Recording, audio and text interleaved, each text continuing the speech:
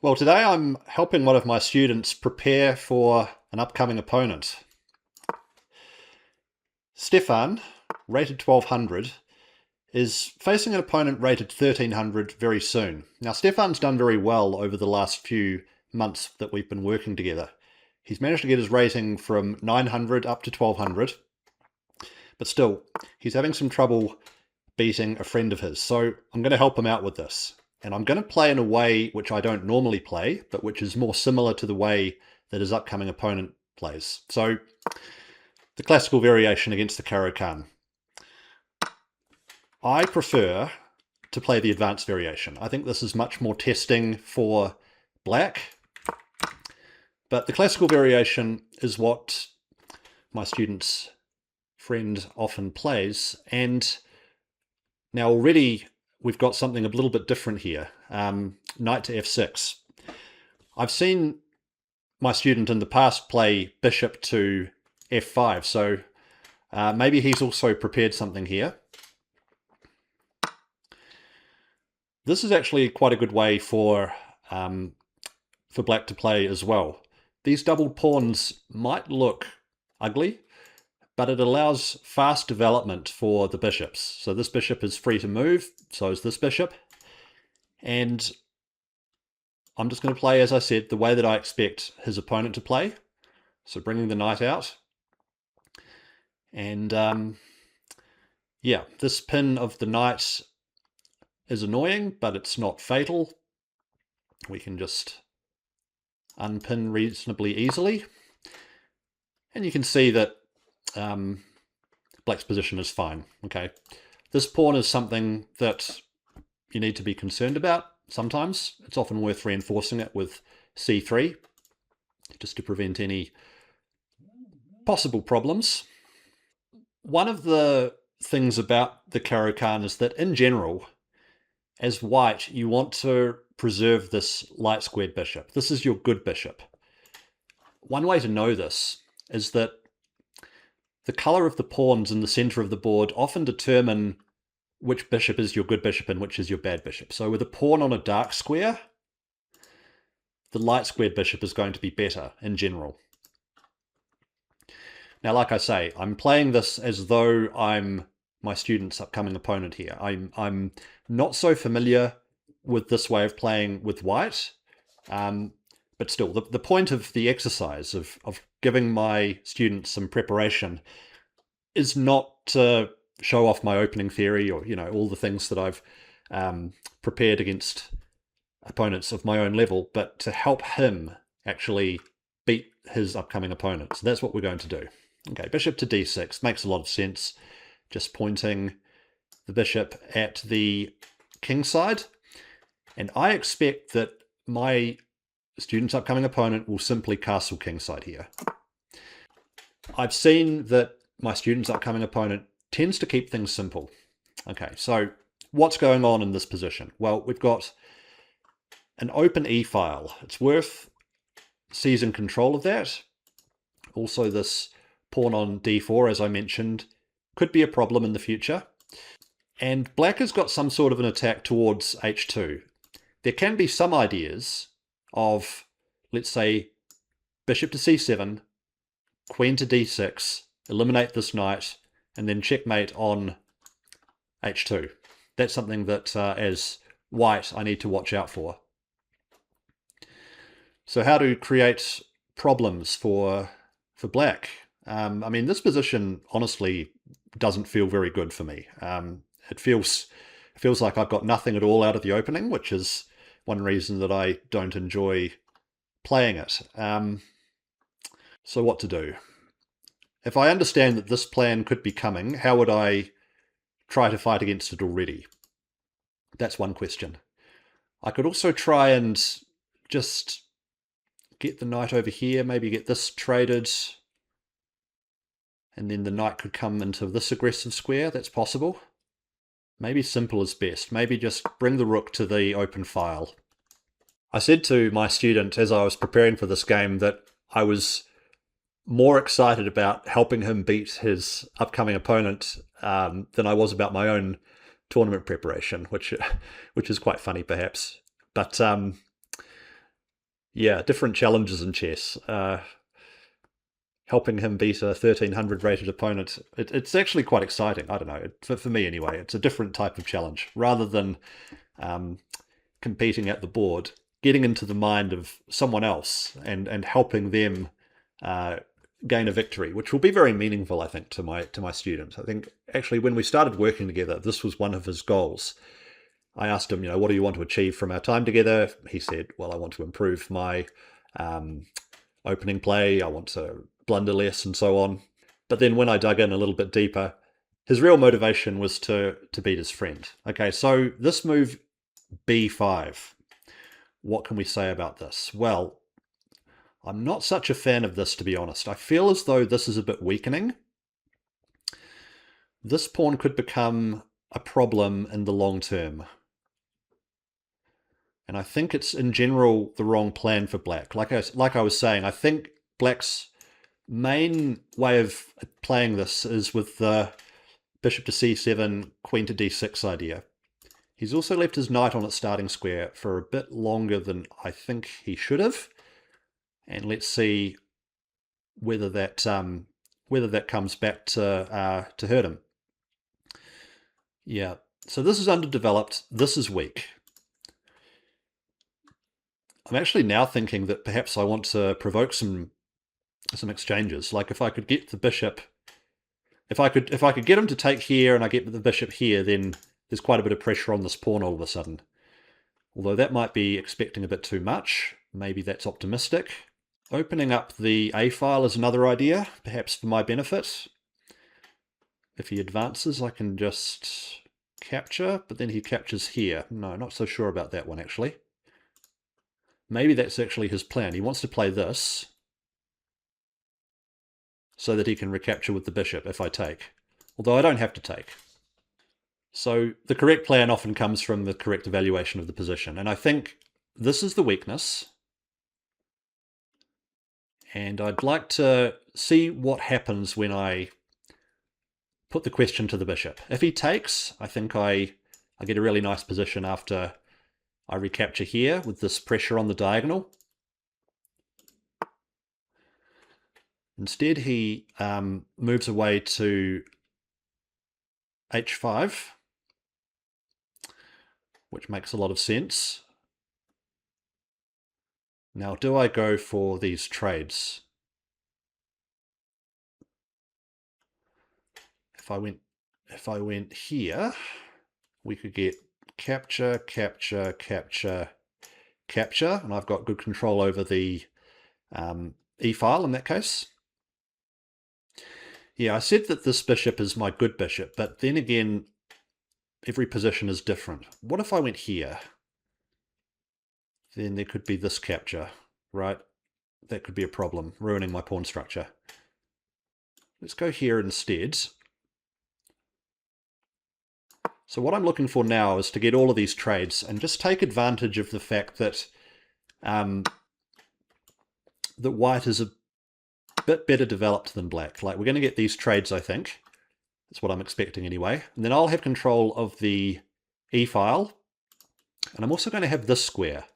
This is an important square for the knight to come to, which wasn't possible before, right? Like if we just go back a couple of moves, the light squared bishop is often covering this square. So by trading it off, this square is now available for the knight. I'm sort of seeing this, maybe some ability to bring the knight over here, which is aggressively placed. I need to finish my own development too, of course. I can also block the E file if I need to, with bishop to E3 at some moment. But this is an option for black. Or he might hold the tension. That's another possibility. He has to just consider this move, though. This is what I've got in mind. This is the reason that I wanted these trades in the first place, really. Now, if you're enjoying the video so far, do go ahead and subscribe to the channel. I do all sorts of content around chess, including games like this one where I play live, reviews of master games, tips on how to improve, and plenty more. So by subscribing, you won't miss out on any of the future videos that I'm preparing for you. I think black's position is quite okay here. Certainly black is not too much worse. It's just this undeveloped knight, which I don't like about black's position, but he can solve this pretty quickly, and that's exactly what he does. Makes a lot of sense. And now my follow-up was going to be knight to f5 with a threat. And that's what I'll do. Let's see if he notices the threat. I think the elimination of the start squared bishop would favour white. And there's also some possibilities to come in here with problems against g7. I need to finish my own development too, as I mentioned.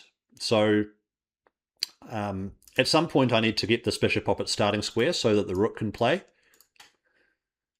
If he offered the queen trade, like with this, for example, it doesn't work because I can just trade and then capture.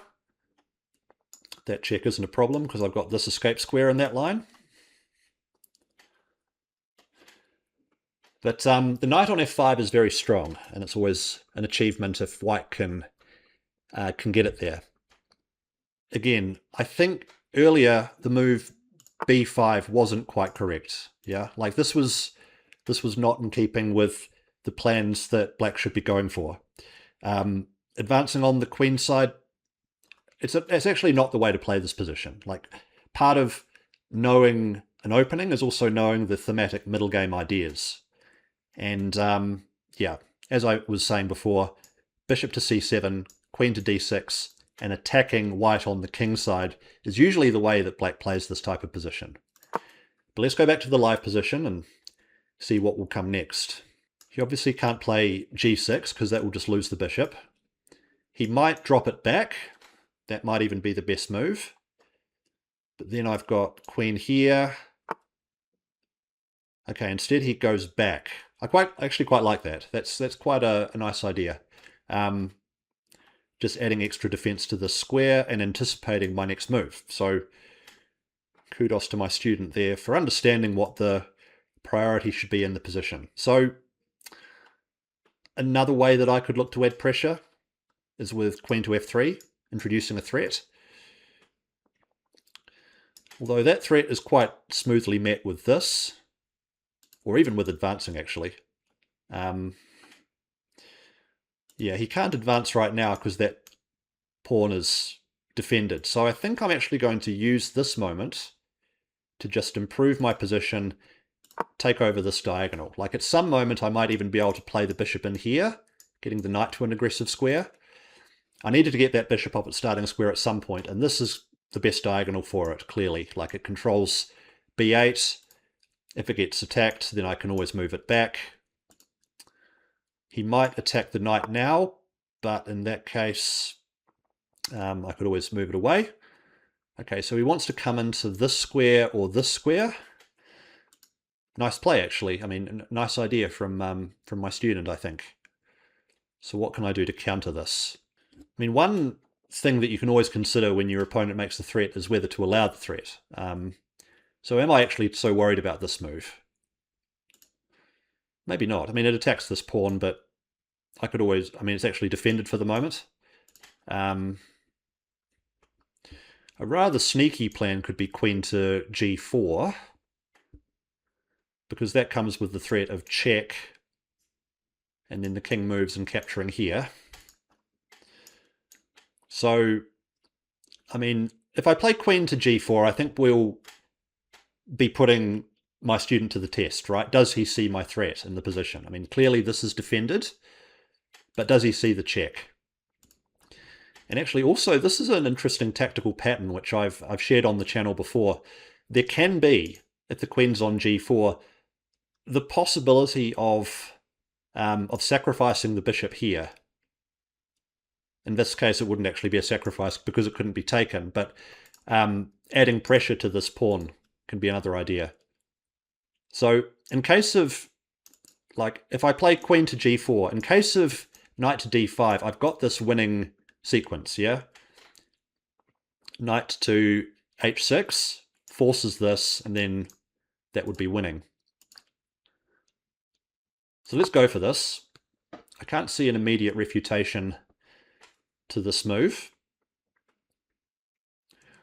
And it introduces a threat. And if he does find a way to refute this, then I'm going to be able to play rook to e1 next, taking control over the only open file of the board. But certainly I feel like I'm on the attack here. If he does play this at some point, then that's a good square for the knight. But it's also possible for me to just drop the bishop back, maybe to h2 or to g3. These are my ideas.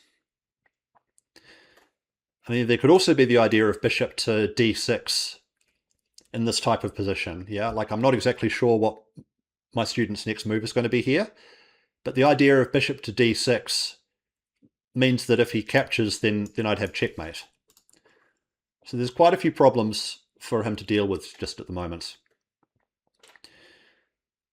I mean, I think g6 might be the best way to play. It doesn't actually threaten to take the knight because that pawn is pinned. Yeah, I think in case of g6, I would just move the rook to the open file, would be my thinking. But I mean, this has been a great game so far by my student, huh? Like 1200. I'm outrating him by 900 elo points, and we've got to this stage of the game, and the game is still very much alive. And if you'd like to improve your chess, then I work with a small number of students, like Stefan, through the Road to 2000 Chess Mentorship Program. Now, of course, my time is very limited. I can only work with a small number of students in this way. But if you would like to explore working together, click the link in the description below. That has all the details about what the mentorship program looks like. And on that page, you can apply to work with me. And if it's a good fit, we can improve your chess, just like I've been able to help Stefan improve his own results in the game. I mean, 300 points of rating improvement in just 3 months is pretty impressive. Of course, it's down to his hard work as well, but yeah, that's possible. It shows what's possible if you've got the right level of mentorship and the right level of hard work on the part of the student as well.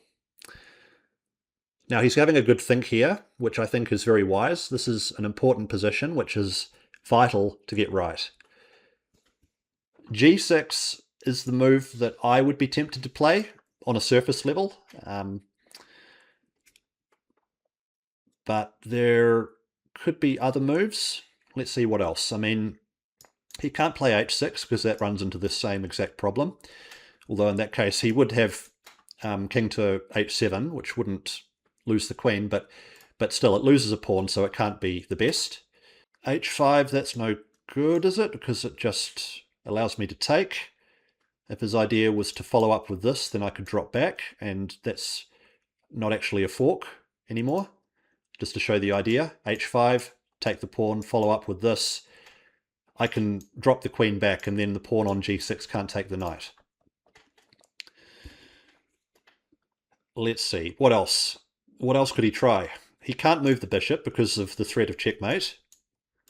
A lot of squares are covered is the problem. You know, he wants to improve his position, but he has to deal with this threat of knight to h6, and I'm sure this is what he's expecting. I mean, he's doing the right thing here. He's seeing the threat, and he's trying to find the right way to respond to it. Another way that you could potentially play is queen here, but all right, he's gone for this very aggressive move. Now, the problem with this is that, again, it's not actually a threat. I'm not having to deal with the threat of g takes f4 because the pawn is pinned. It can't take the bishop right now. If I play h4, look at every forcing move from the opponent. In that case, could he play h5?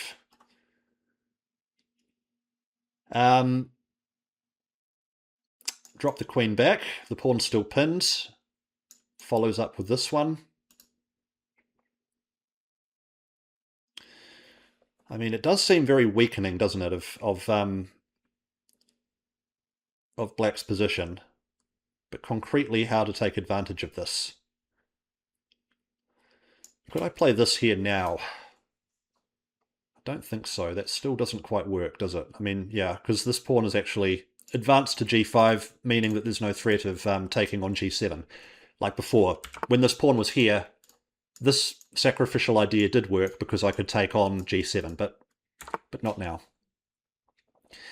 This looks very committal in the long term. I'm not so sure about this. Yeah, I'd like to play h4, but I'm just worried about this one, because there could be the threat of the bishop dropping at the end. So perhaps it's actually correct to drop back now so that I can play h4 next move. Or maybe I want to stay on this diagonal. Actually, it's probably better to stay on this diagonal with some ideas of supporting the h6 square. Let's try and be concrete here, because this is a moment which you want to get right. So h4, the problem that I can see with this is h5. So if I take this, then he can take here. But let's keep calculating. In that case, do I have anything?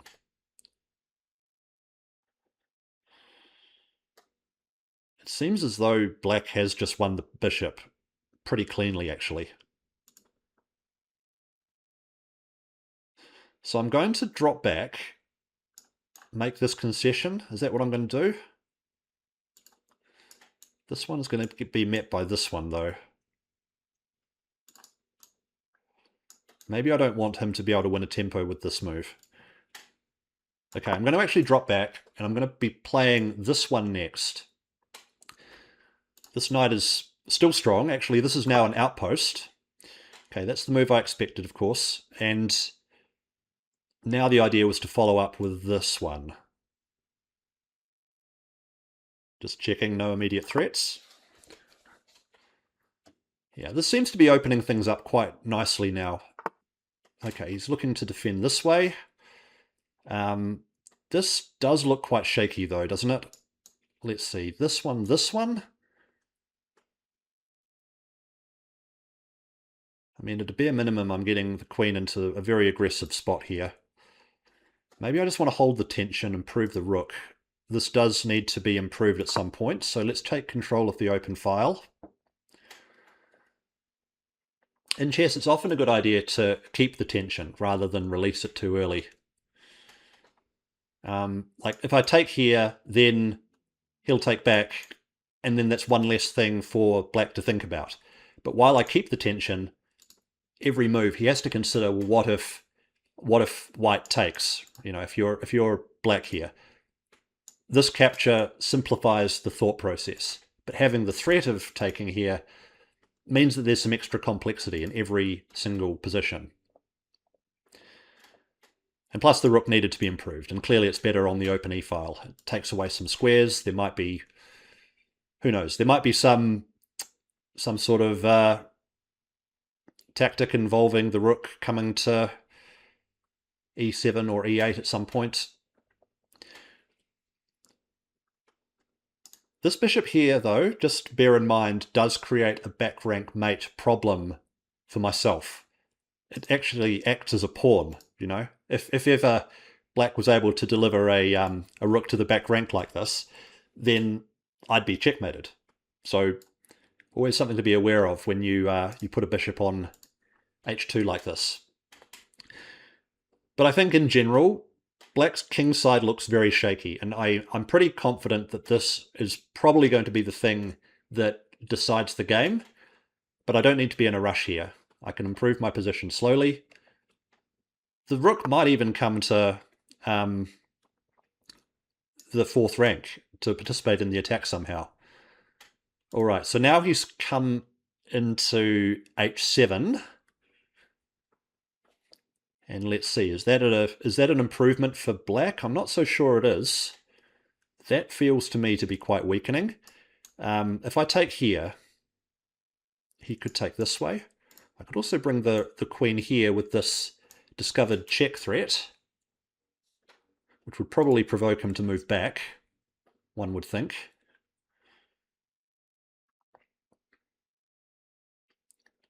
But he obviously doesn't like this this tension, and rightly so. If I play here, he still can't bring his queen to the e-file. So let's go with this. This is a threat now. some sort of discovered check. I'm not even sure what, but it has to be quite scary to bring the knight away with check like this. It can't be good for black to allow this. So probably he's going to have to move back, I would think. And then what? I mean, material is still equal here, so the game is still very much alive. If he goes here, how to keep creating threats. Could be capturing here at this moment.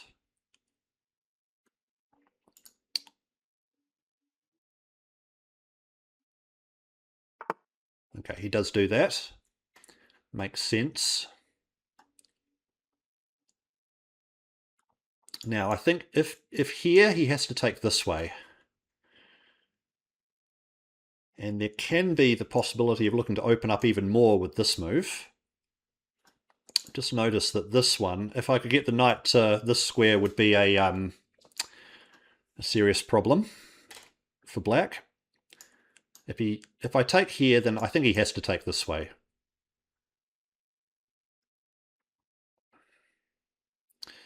And then I come in this way, is one idea. So I'm going to go for this. I'm going to release the tension at this moment. If he takes this way, then I've got this check. So I can't imagine that can be good for him. So this is my idea. Coming in like so. Sort of see how the black king has become pretty exposed over the last few moves, thanks to the decision to play g5. Let's go back to the live position, because we're actually getting down to a situation with not a lot of time left on the clock. So this is the live position. Both of us are down to 3 minutes, and very often this is the part of the game where things are decided. I actually had a lot of trouble with this myself when I was trying to reach a 2000 rating. Like I could have a good game with higher rated opponents right up until this sort of moment of the game where things would tend to go wrong. All right, he does take with the h-pawn. I think that was right. And now I'm going to jump in here. That's my whole thinking. I think I've got good control over the position. I mean, he does have the g8 square though, so it doesn't feel like I've actually got anything completely decisive yet, but it's in positions like this where things can go wrong.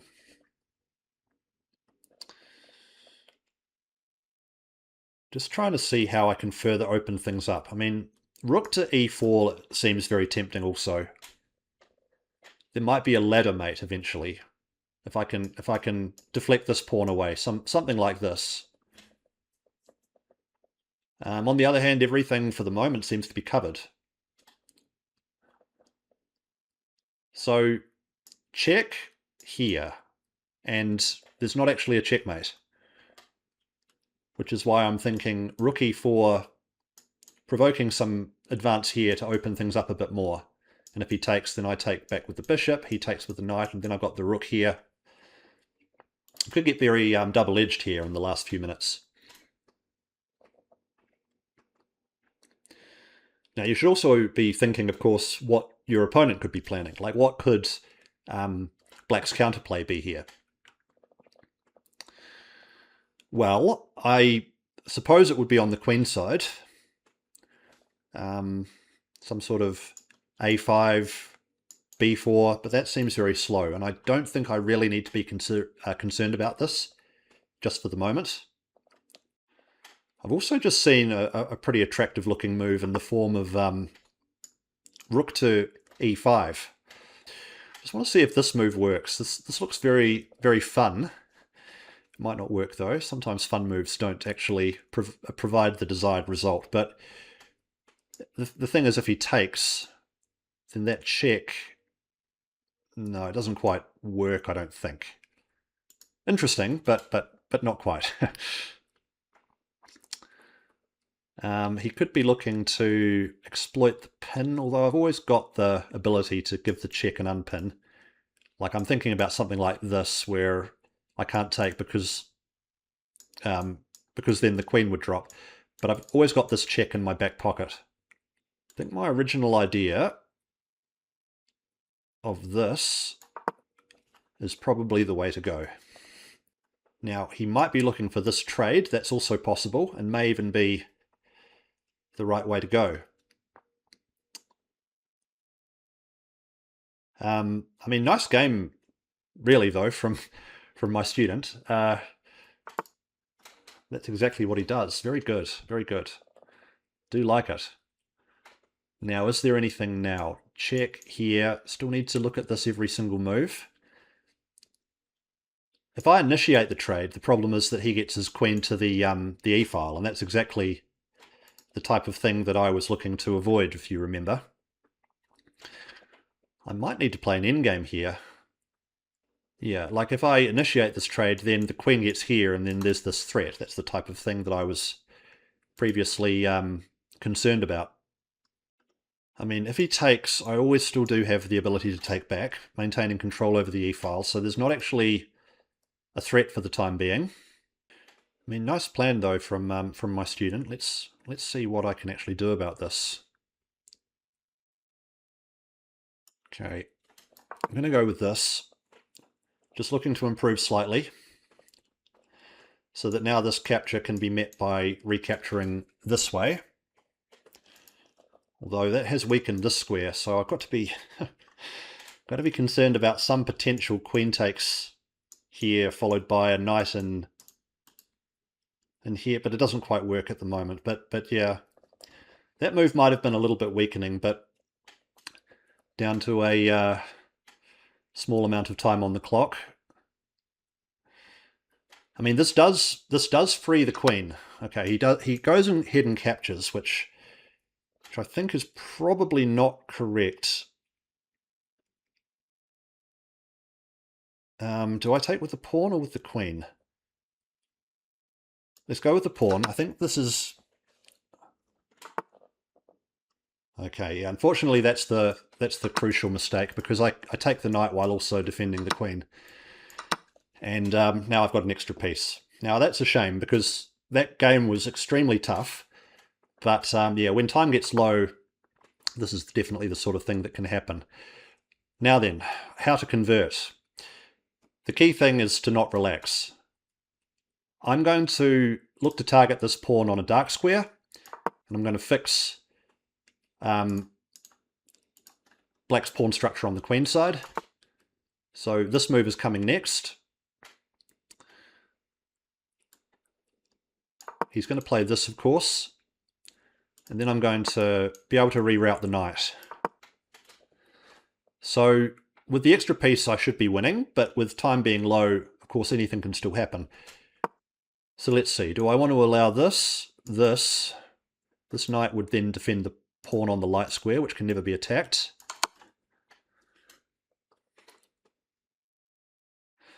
Because he's got a dark squared bishop. It's things like this which are useful shortcuts when you're considering how to play an endgame. Look at the colour of your opponent's bishop and what colour you put your pawns on. So I do have some pawns on dark squares, but the pawns on light squares can never be attacked by it. From here, I'd like to be able to trade off that last remaining piece of blacks and then just play with the knight against nothing. The thing about this move is that it's going to actually force the bishop off, because if he tries to avoid the trade, then the knight can take it. The square also. Yeah, so this is going to force the bishop off the board, one way or the other. And then just with the either the knight or the bishop versus nothing, it should be pretty smooth from there. Yeah, so now this will be a target. He'll defend it probably, and slowly I'm going to be able to just target this one, which can't move without being lost. So with the position simplified, it's going to be pretty easy from here. Just look to target the opponent's weakest pawn,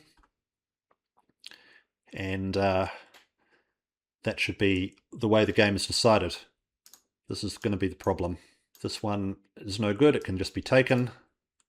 Neither of these pawn advances are really possible. Okay, like I say, that was just taken. He can't even go here because the knight covers it. He could go here, I guess. But yeah, he can never come in here to target this one, because that square's covered also. If he tries to come in this way, he also can't really do it because there's a blockade. Yeah, and that's the end of the game. So, well done, Stefan. I think if you play that way against your 1300 rated opponent, you're going to have great chances. One of the most effective ways to improve at chess is to analyze your games after you finish playing them, particularly the critical moments. And I wanted to review this moment where I wasn't sure what to do. If you remember, Black had just played rook to e8, and I didn't want to exchange pieces here because that would give Black control over the open e-file. So the move I ended up playing was f3. But this is a mistake because there's a much better move for White here. And that move is the incredible bishop to e5. What a move. The point is that if the bishop is taken, then finally the tactics work in my favor. Starting with queen to h5 check. The king really has to go to g8. Then I can take this pawn, which is possible because the pawn which was on f6 guarding this pawn has been deflected over to e5. So now the king's got to go back to the h-file, and now rook to h4. Black can hold out for one more move, but it's only one move, and that's checkmate. I think that's an incredible combination and one well worth discovering upon the review of the game.